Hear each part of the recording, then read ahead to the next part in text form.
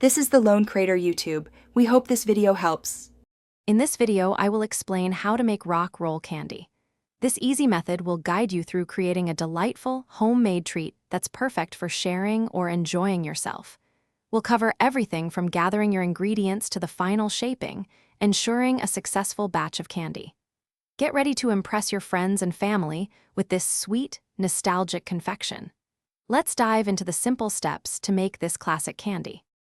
First, let's gather our ingredients.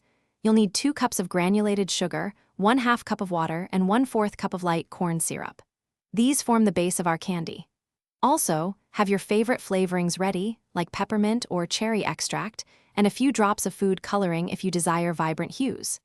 Make sure your work surface is prepared with parchment paper or a silicone mat, lightly greased, for easy handling later. Now for the cooking process. In a heavy-bottomed saucepan, combine the sugar, water, and corn syrup. Heat this mixture over medium-high heat, stirring until the sugar dissolves.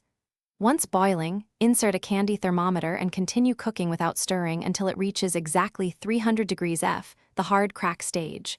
Immediately remove from heat, then quickly stir in your chosen flavorings and food coloring.